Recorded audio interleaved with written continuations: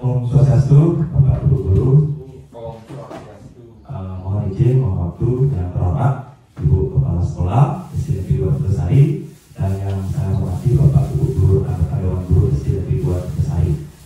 Sebelumnya saya ucapkan terima kasih banyak untuk waktu dan kesempatannya atas Bapak Ibu Guru meluangkan waktu untuk mengikuti presentasi yang akan saya sampaikan pada siang hari ini berkaitan dengan tugas yang selaku peserta PKG Guru PJOK tahun 2024 yang di bawah naungan PGP Balai Guru Penggerak.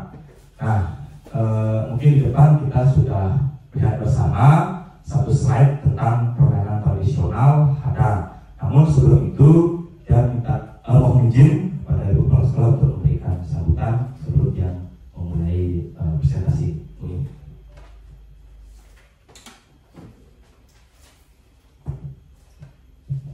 Untuk waktu dan terima kasih. Untuk Bapak Ibu, sebelum yang acara ini dimulai, mari kita menyampaikan salam pangan dari umat-umatnya. Om Swastiastu. Om Swastiastu. Bapak Ibu, pada kesempatan ini kita akan mendengarkan presentasi dari Pak Yudi dalam dia menyampaikan PKG PJOK. Nah, di sini yang disampaikan sebentar yaitu tentang permainan tradisional. Nah, mungkin dari sekian banyak permainan tradisional yang ada, di sini Pak Yudi memilih tentang permainan tradisional hadang. Nah, permainan tradisional yang lain banyak lagi ya, seperti ada sepak takraw, itu sudah merupakan permainan tradisional, yang mana permainan tradisional ini bisa dia di dalam mata pelajaran PJOK dia bisa diajarkan. Nah, tujuannya nanti permainan tradisionalnya agar kita bisa melestarikan, ya, seperti permainan hadang. Kalau istilah bahasa Balinya itu sama dengan permainan sodor ya. Nah, ini, nah itu mungkin permainan yang hampir jarang ditemukan ya. Nah, inilah sekarang pada kesempatan ini Pak Yudi akan mengangkat tema permainan tradisional itu dalam tugas yang diberikan dalam PJOK ini. Nah, untuk itu mari kita dengarkan apa saja nanti yang disampaikan dalam permainan tradisional hadang ini. Mengapa beliau memilih topik seperti itu? Tapi itu semua ada latar belakangnya. Oke, pada kesempatan ini hanya itu yang bisa dia sampaikan. Nah, semoga kegiatan pada hari ini bisa bermanfaat, terutama bagi peserta didik nanti ya, setelah Pak Yudi membuat tugas seperti ini, apa yang dia buat itu nanti bisa diterapkan pada peserta didik sehingga anak-anak akan lebih paham apa itu permainan hadang. Ini hanya sekian yang bisa dia sampaikan. Yang akhiri dengan para Santi. Om Santi Santi Santi Om. Untuk waktu yang persilakan kembalikan lagi pada Pak Yudi. Pak Yudi silakan. Terima kasih Ibu Kepala Sekolah atas kesempatan yang memberikan pembukaan untuk yang menyampaikan ataupun presentasi terkait dengan permainan tradisional yang saya angkat pada tugas PKG PJOK 2024. Nah, di sini yang menjadi latar belakang ya, atau pendahuluan tentunya dapat kita saksikan bersama. Peserta didik kita ini kalau bisa dibilang di tahun sekarang ini sudah masuk atau disebut generasi Z ya, yang sering di media sosial itu karena trennya itu generasi Z gitu ya, yang menerima arus informasi secara cepat. Jadi HP, gadget atau secara online itu cepat sekali masuk ataupun diterima. Ya, kita melihat anak-anak kecil ataupun peserta didik kita, kalau mungkin dikasih game online itu responnya malah lebih cepat ya ketimbang bermain ataupun aktivitas fisik yang sepertinya biasanya di dalam pembelajaran PJOK. Nah, jadi dengan latar belakang tersebut, dia selaku guru PJOK mengangkat permainan olahraga tradisional ini dengan model Sport Education Model atau SEM, salah satu materi yang saya dapatkan di PKD PJOK ini sampai di akhir Desember ini ya. Tentunya Sport Education Model ini adalah salah satu materi yang mengajarkan sportivitas, kerjasama tim, dan kepedulian sama teman, dan juga sebenarnya tanggung jawab ya tentang permainan dan aturan apa yang akan dilaksanakan oleh peserta didik, yang tentunya sangat berperan untuk membentuk karakter peserta didik. Nah, tujuannya ini adalah tujuan secara umum dari SEM ya, atau Sport Education Model, yaitu yang mengambil di olahraga permainan tradisional ada untuk membangun karakter bangsa ya. Nah, kenapa yang tadi menyebutkan tujuan secara umum seperti itu? Karena dalam permainan olahraga tradisional ini nanti akan mencangkup yaitu ada kerjasama, disiplin, dan sportivitas. Pada poin kerjasamanya yaitu karena permainan ini adalah permainan tim atau kelompok, bukan individual ya. Jadi permainan tradisional ini dimainkan secara berkelompok yang akan melatih kerjasama satu tim yang mereka itu untuk menang, artinya bisa menangkan pertandingan gitu ya maksud saya. Yang poin kedua tentang kedisiplinan. Jadi para pemain atau tim ini dituntut disiplin dalam melaksanakan permainan, karena kita bermain tidak asal-asalan ya. Jadi ada aturan yang akan disepakati atau sebagai tuntutan dalam permainan tersebut. Nah, yang terakhir ada sportivitas. Nah, tentunya dalam semua cabang olahraga ataupun bahkan di dunia pendidikan pun sportivitas juga penting ya, seperti di kelas ya, terus ada yang juara kelas, ada yang juara 2, juara 3. Nah, ini dalam konteksnya di olahraga, di permainan hadang ini tentunya pasti akan ada tim yang menang dan kalah. Nah, di sini saya tekankan agar tim ataupun semua peserta itu dapat menjunjung tinggi sportivitas sesama peserta seperti itu ya. Nah, tadi disinggung juga di slide kedua itu membangun karakter bangsa. Kenapa? Karena di permainan hadang ini, permainan tradisional hadang ini yang menghubungkan dengan akar ataupun budaya, jadi tradisi ya, yaitu mengenal dan melestarikan warisan budaya bangsa ya dari permainan tradisional hadang ini, atau mungkin kalau di Bali seperti tadi Ibu Kepala Sekolah menyampaikan selodor ya, atau di daerah lain juga ada nama beda gerobak selodor, macam-macam ya, di setiap daerah unik untuk penyebutan namanya, tapi secara nama nasional itu adalah permainan tradisional hadang ya.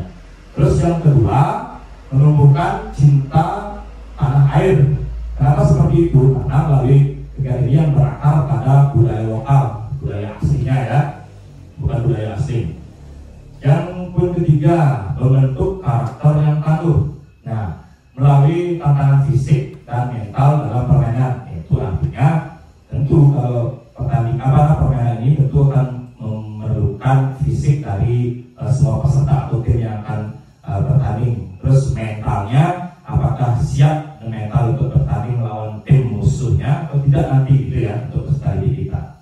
Dan poin yang keempat, menjadi generasi yang berkualitas. Nah, jadi dengan menggabungkan tradisional dan modern, di sini kita berkolaborasi membentuk generasi kita yang berkualitas. Jadi mungkin kalau bisa dibilang tradisional aja kan jadul gitu istilahnya ya, jadi dikomunikasikan dengan modern. Nah, jadi generasi berkualitas dapat dikolaborasikan. Nah, selanjutnya ini yang menjadi pengertian dari Sport Education Model atau SEM. Model pembelajaran SEM adalah sebuah model pembelajaran yang mengintegrasikan olahraga ke dalam kurikulum sekolah dengan tujuan mengembangkan keterampilan motorik, kognitif, dan sosial secara holistik. SEM tidak hanya, atau Sport Education Model tidak hanya mengajarkan tentang aktivitas fisik saja dalam olahraga, tetapi juga nilai-nilai penting seperti kerjasama tim, sportivitas, disiplin, dan tanggung jawab seperti yang tadi saya jelaskan di beberapa poin depan ya. Tentunya karakter utama SEM itu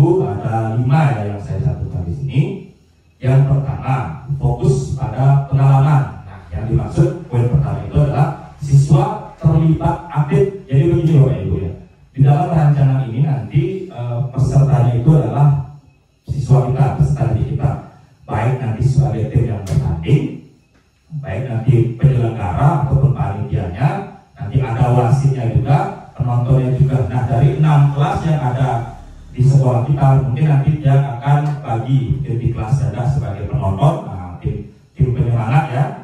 Terus nanti penyelenggara mungkin di kelas tinggi, karena kita mengetahui bersama ya, jadi pola pikir kelas tinggi kan udah lebih dewasa ya, dan lebih bagus. Terus menjadi wasit juga mungkin di kelas tinggi, dan pemainnya mungkin di antara kelas 4 atau kelas 5 atau kelas 6 nanti kita kolaborasikan. Nah, jadi nanti yang akan rancang mungkin ada 2 tim atau 4 tim saja yang bertanding, menyesuaikan dengan jumlah siswa kita yang ingin ya. Terus poin kedua, konteks yang nyata. Pembelajaran ini jadi ketika peserta didik sudah ada yang menjadi pemain, ada yang menjadi penyelenggara, dari pelatih wasit, jadi itu mereka turun ke lapangan dengan bersikap nyata, realita, menjadi pemainnya mungkin, menjadi wasitnya, jadi penyelenggara ya. Jadi konteksnya serta seperti ada dan menganalisis pertanyaan. Itulah wasitnya yang punya tanggung jawab untuk siapa poin terbanyak, tertinggi, siapa benar dan siapa menang kalah. Kurang lebih seperti itu. Selanjutnya di poin ketiga, berbasis tim. SWOT education model menekankan pada pentingnya kerjasama tim dan saling mendukung. Itu ya, karena tadi sudah yang sampaikan, kita akan membentuk tim-tim yang akan bertanding. Tapi sekali lagi menyesuaikan dengan jumlah peserta didik kita yang ada ini ya. Dan selanjutnya poin keempat, pembelajaran seumur hidup. Sepertinya ini yang penting sebenarnya ya, mencakup dari semua poin yang ada. Jadi kita secara tidak langsung kita membekali siswa manajemen sebuah kegiatan, atau siswa itu belajar manajemen sebuah kepanitiaan lah, atau sebuah pertandingan. Nanti mungkin akan mereka manfaatkan ketika sudah dewasa lagi ya, ataupun terlibat dalam mungkin kegiatan di desa, jadi panitia, jadi mereka sudah tahu, oh begini loh struktur panitia, begini loh ajuan panitianya ini. Kalau menjadi seksi acara, tugas pokoknya seperti ini, kalau jadi wasit tanggung jawabnya seperti ini, kalau pemain seperti ini. Nah, kurang lebih seperti itu ya poin yang nomor 4. Terus integrasi dengan mata pelajaran yang lain. Jadi saya ini berhubungan loh Bapak Ibu ya. Selain hanya aktivitas fisik, kenapa yang sentuhkan seperti berhubungan dengan matematika, bahasa dan sejarah. Yang tentunya sejarah kan ini merupakan tradisi lokal ya dari dulu ya. Terus matematika, jadi hitung-hitungan, hitung-hitungan skor gitu ya. Terus bahasa, gimana mereka berkomunikasi dalam satu tim untuk memenangkan. Jadi ada yang menjaga musuh biar tidak melewati dalam timnya mereka. Jadi kurang lebih seperti itu ya. Nah, capaian yang ingin saya harapkan ya, yang pertama pengenalan. Jadi peserta didik terlibat aktif ya untuk mengenal dulu apa itu permainan hadang yang secara umumnya secara besar. Terus poin yang kedua, peserta didik mulai mengeksplorasi ya, untuk mencari informasi seperti apa sih cara kengkeng sih lapangannya, berapa sih luas lapangannya sebenarnya, berapa sih jumlah pemainnya. Nah, seperti itu ya. Nanti lanjut ke poin ketiga, setelah peserta didik mengeksplorasi atau mencari informasi, peserta didik akan mulai ya merancang. Mulai mereka merancang pertandingan tersebut, kepanitiaan tersebut, dan seperti apa istilahnya pola permainannya yang akan dilaksanakan. Selanjutnya poin keempat, akhir proyek. Nah, tentu sebenarnya poin ini juga kita laksanakan di dalam pembelajaran ya Bapak Ibu ya. Jadi setelah mereka merancang, mereka akan melaksanakan dan langsung mereview pengalaman yang mereka alami di dalam pertandingan tersebut langsung, seperti itu ya. Nah, di sini dalam tugas saya ini saya juga melibatkan komunitas belajar sekolah yang kita sudah sepakati ya, namanya Cempaka, Cerdas Menuju Peningkatan Kualitas ya. Jadi ini berkaitan. Yang pertama, program yang dibuat merupakan kegiatan kurikuler sebagai upaya untuk mendalami dan menghayati materi pelajaran yang didapat melalui permainan tradisional hadang. Terus yang kedua, peserta didik yang terlibat merupakan kelas tinggi SD Negeri 2 Putusari. Nah, di sini saya sebutkan kelas tinggi yang terlibat di permainan dan kepanitiaan ya. Sebenarnya semuanya sih terlibat ya, termasuk kelas rendah, tapi mungkin terlibatnya sebagai penonton atau tim supporternya lah gitu ya. Yang ketiga, penanggung jawab dari kegiatan ini tentunya Ibu Kepala Sekolah selaku pimpinan kita di sini di Putusari.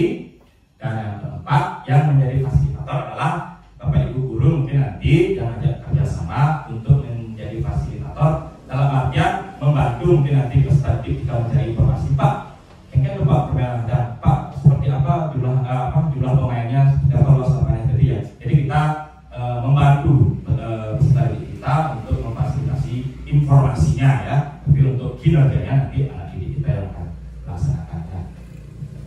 Nah, di sini juga saya menyampaikan aset yang kita miliki untuk kegiatan ini, yaitu ada aset yang pertama, sekolah memiliki kepala sekolah, guru dan tenaga pendidikan yang profesional sesuai dengan kualifikasinya ya. Syukur ya kita lengkap semua di sini ya, tidak kurang kelas kosong ataupun tenaga teknis sudah ada ya. Yang kedua, peserta didik yang siap mengirim perwakilan timnya ya, nanti ketika masuk ke poin yang kedua itu setelah mereka mengenal, mereka mulai mengeksplor, baru mereka akan membentuk sebuah tim kepanitiaan yang siapa yang dijadikan wasitnya, siapa yang menjadi pemainnya, nanti siapa yang ofisialnya ceritanya ya, dan siapa nanti jadi penonton seperti itu. Terus di poin ketiga, syukur juga ya sekolah kita memiliki lapangan yang cukup memadai untuk kegiatan ini. Berbeda mungkin dengan rekan saya di PKG PJOK 2024 ini, ada yang memang area lapangannya kecil sekali, jadi mereka susah untuk mengambil apakah ambil pertandingan atau apa, jadi mereka memodifikasi terus seperti kalau diskusi yang di dalam grup PKG PJOK. Terus yang keempat, sekolah berada di lingkungan yang kondusif atau warga sekitar kita bisa diajak komunikasi dan kerjasama ya. Nah, tentunya di dalam nanti pelaksanaan yang akan saya lakukan ini ada beberapa tantangan Bapak Ibu. Dan tentunya cuaca seperti kita tahu sekarang bersama ini musimnya tidak dapat diprediksi ya, kadang panas, cerah, kadang tiba-tiba hujan, seperti itu ya. Terus waktu, di sini yang memaklumi dan menyadari keterbatasan waktu yang dimiliki juga dari Bapak Ibu guru rekan saya di sini di Putusari, karena masing-masing dari kita juga memiliki kesibukan dan tanggung jawab kerja masing-masing ya. Jadi semoga kita bisa berkolaborasi untuk kegiatan ini. Dan yang terakhir, pembiayaan. Nah, tentunya setiap kegiatan pasti diperlukan biaya ya, untuk mensupport ataupun membantu persiapan dan pelaksanaan kegiatan ini gitu ya. Itu kendala yang nanti kita hadapi. Nah, terus rencana evaluasinya nanti ya secara menyeluruh dilaksanakan umpan balik dari peserta didik. Jadi mereka sudah melakukan aksi tersebut ya, umpan baliknya.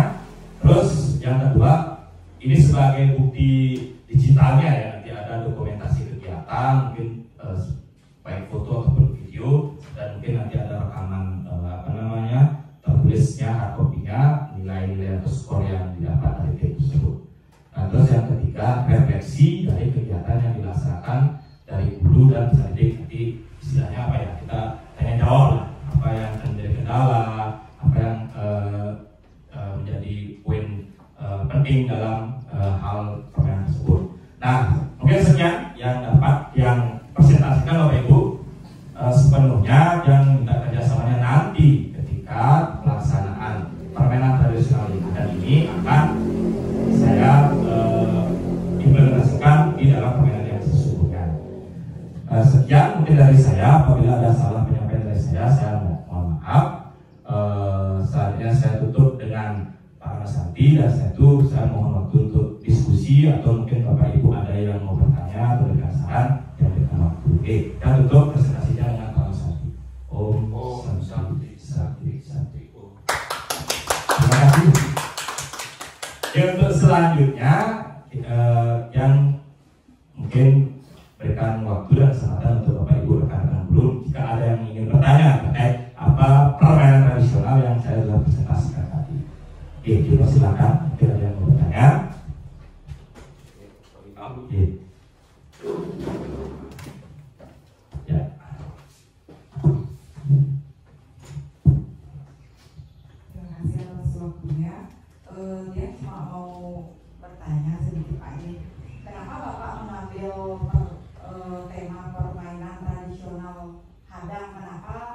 tidak yang lain gitu. Sedangkan permainan tradisional yang lain kan masih banyak. Ada apa lagi? Yang mungkin tanggapi langsung aja ya. Kenapa saya mengambil permainan tradisional? Pertama, dalam kegiatan saya mengikuti pendidikan ini ataupun pelatihan peningkatan potensi guru ini, kami juga ada kegiatan tatap maya dan berapa bulan ya, dan tatap muka kemarin di SMK Negeri 3 Singaraja selama hampir 1 minggu.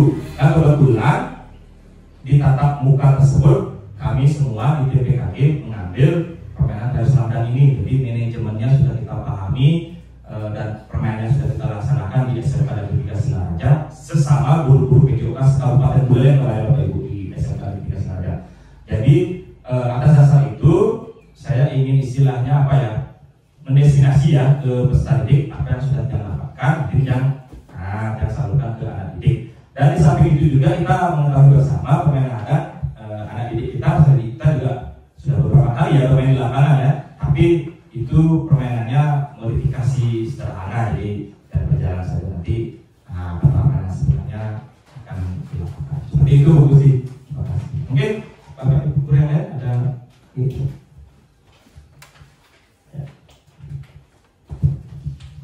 Ya, terima kasih atas kesempatannya. Jadi ini cukup menarik terkait dengan permainan kadang ini. Jadi permainan tradisional yang kaya akan pengetahuan di bidang pendidikan maupun yang lainnya ini sangat bagus sekali karena mengandung nilai-nilai filosofis tersendiri, baik dalam pelestarian budaya, ilmu matematika, bagaimana anak-anak itu untuk berpikir kritis.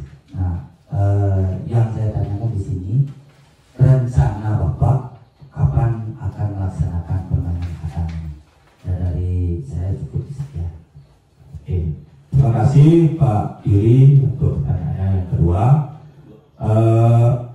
Saya rencanakan untuk kegiatan ini kita laksanakan di jeda-jeda ya, di jeda semester atau jeda setelah anak mengikuti UTS atau PTS ya. Nanti kan ada beberapa minggu jeda ya. Nanti kita pakai hari-hari kosong itu untuk melakukan kegiatan tersebut. Seperti itu Pak Yuri. Ya, kalau nanti tidak efektif kan mengganggu ya. Kita pakai hari jeda. Oke, terima kasih. Mungkin ada teman-teman yang ingin bertanya lagi kepada Pak Ibu Guru. Ya Bu. Ayo, Pak Ibu. Pak Jeru ya. Pak Jeru.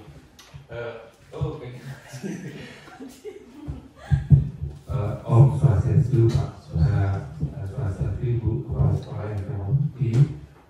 Yang pertama-tama saya ingin mengapresiasi Pak Yudi sudah presentasinya bagus dan sudah mau mengambil ini tradisional untuk dikembangkan lagi di era modern ini, karena seperti kata Pak Yudi tadi, generasi kita di tengah gempuran era globalisasi ini sudah barang pasti ini permainan-permainan seperti ini akan dilupakan. Beda dengan generasi kita, karena keseharian kita mungkin permainan ini jadi makanan. Tapi kalau untuk anak-anak sekarang mungkin jarang yang tahu, dan yang bangga sekali ada guru-guru kan sudah mau membangkitkan lagi permainan tradisional dengan gaya zaman sekarang. Tapi filosofinya tetap asik. Nah, itu dulu yang pertama. Terus yang ingin saya tanyakan, di dalam permainan sudah barang pasti akan memerlukan sarana. Pasti itu dalam pelajaran yang aku tanyakan. Kira-kira dalam permainan ada ini sarana apa yang perlu, yang Bapak perlukan untuk menunjang permainan tradisional ini? Itu aja Pak ya, yang kiranya bisa kita peroleh sarana itu aja mungkin Pak yang saya tanyakan. Terima kasih. Terima kasih Pak Dewanten untuk pertanyaannya. Mungkin belum sarana, prasarana, ya tentunya syukur kita punya lapangan ya, atau punya lapangan yang cukup luas yang memadai. Tapi sebenarnya saya juga perlu ada garis lapangan, terus ada bendera wasit, karena kan nanti pemainan hadang itu kan istilahnya selain menghadang dia menyentuh lawan, kalau kena jadi wasit harus mengangkat bendera. Mengangkat bendera seperti itu ya di simulasinya. Set bendera diangkat dan wasit menunjuk pemain yang kena. Ditunjuk seperti itu. Ya. Jadi ada yang kena, jadi entah itu poin ataupun pemain tersebut mati seperti itu. Mungkin sarana prasarana seperti itu yang nanti saya akan coba cari untuk melengkapi permainan ini, yang tentunya dibantu dengan pembiayaan ataupun untuk dana yang mungkin entah minjem dulu sama rekan di PKG atau memang harus membeli, ya mungkin saya akan membeli. Dan membuat garis lapangan itu juga saya pikirkan dari beberapa hari ya, apa yang saya pakai untuk membuat garis lapangan biar paten ya. Apakah saya pakai tali plastik? Kalau plastik takutnya anak-anak saduk gitu. Terus apakah saya pakai tepung? Terus tapi lapangan kotor. Apakah saya pakai selotip ya, selotip yang kuning? Tapi mungkin bisa dilepas. Tapi apakah mau nempel? Nah itu masih belum saya coba ya. Nanti saya akan coba dulu apa yang lebih cocok dipakai untuk melengkapi sarana prasarana. Seperti itu Pak Dewa. Terima kasih. Mungkin ada nanti Bapak Ibu yang ingin bertanya terkait apa yang saya presentasikan, atau mungkin ada yang ingin memberikan saran ketika masukan dari kekurangan ataupun hal-hal yang belum yang sampaikan. Oke, Pak Edi silakan.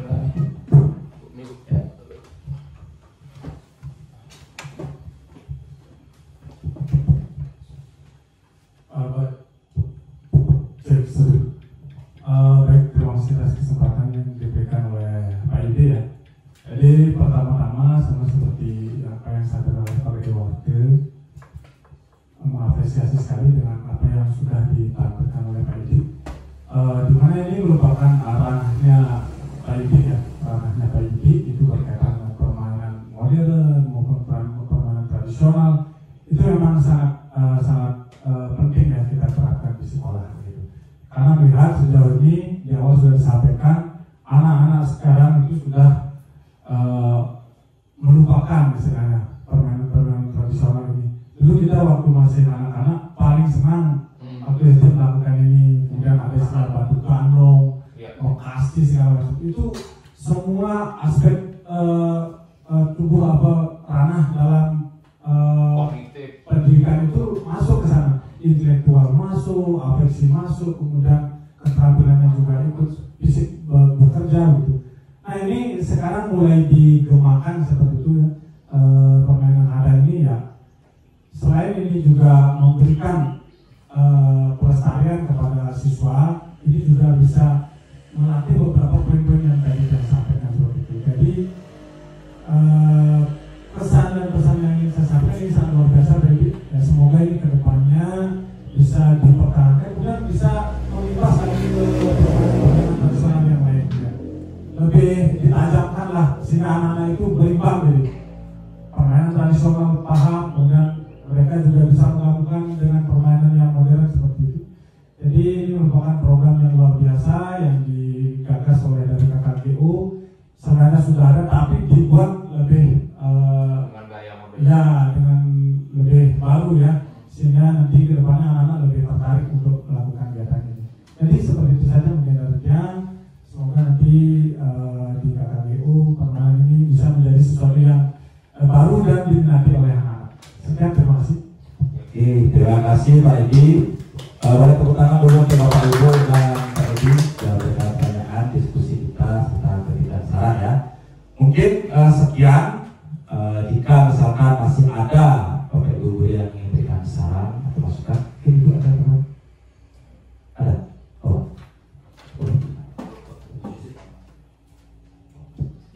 Ada Ibu kepala sekolah yang memberikan saran. Terima kasih Ibu.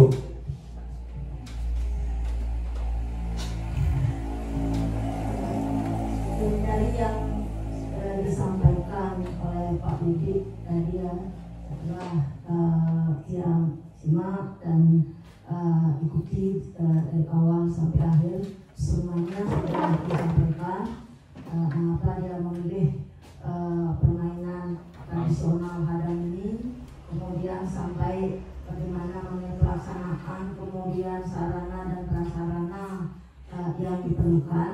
Nah ini merupakan hal yang sangat bagus, mengingat kembali apa yang sudah disampaikan tadi, permainan tradisional ini lain kalau tidak kita yang melestarikan.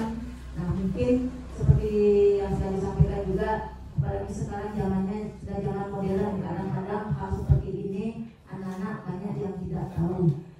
Satu dari yang menyenangkan di sini pada Pak Yudi, nah kita di sekolah dalam pelaksanaannya guru PJOK di sekolah kan ada 4 jam pelajaran.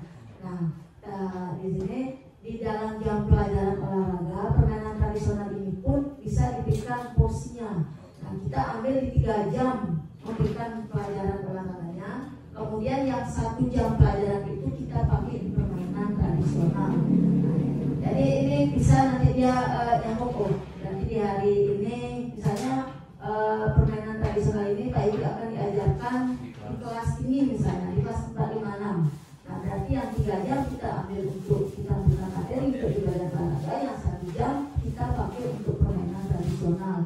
Nah di sini kalau Pak Ibu mengambil permainan tradisional ada, nah mungkin kalau terus-terusan ya anak-anak permainan tradisional ada saja kan mungkin dia bosan. Bisa nanti diselingi dengan permainan tradisional yang lain, misalnya ada sepak takraw. Nah kalaupun nanti misalnya mengenai sarana dari permainan sepak takraw itu kita belum punya, nah nanti kita akan rancang untuk pembelian sarana bola takrownya, nanti kita bawa itu ke dalam atas ya. Nah, itu agar kita bisa melestarikan apa saja permainan tradisional yang kita punya. Nah, jadi anak-anak dia paham ya, karena di setiap jam olahraga itu dia ada semangat. Sekarang kita dapat berjalan olahraga, sementara lagi 1 jam kita akan ada permainan tradisional. Jadi secara itu ya yang sarankan kepada Pak Yudi agar hal ini bisa di anak-anak bisa melekat di ingatannya. Ini itu aja yang bisa saya sampaikan. Apa yang sudah disampaikan tadi sudah bagus ya mengenai permainan tradisional Hadan ini sesuai dengan tugas yang diemban dalam PKG guru PJOK ini ya. Hanya itu dari dia ini dari kita ini. Terima kasih Bu Kepala Sekolah, boleh minta tepuk tangan sekali kepada guru. Sekali lagi secara kesimpulan yang mengucapkan terima kasih banyak atas partisipasi dari Bu Kepala Sekolah dan Bapak Ibu guru rekan Dewan Guru SD Negeri 2 Tegasari yang sudah meluangkan waktunya untuk ikut serta menyimak, menyaksikan dan mendengarkan apa yang presentasi yang sudah disampaikan terkait tugas siang di PKG Guru PJOK 2024 yang diambil yaitu permainan tradisional Hadan. Selanjutnya dan mohon doa dan kerjasamanya dari Bapak Ibu guru untuk lancarnya pelaksanaan kegiatan ini. Mungkin itu saja yang dapat saya sampaikan. Terima kasih banyak dan mohon maaf apabila ada salah-salah kata. Kita tepuk tangan teman-teman semuanya. Terima kasih dan dari saya tutup dengan para satya yang mengucapkan selamat siang dan terima kasih.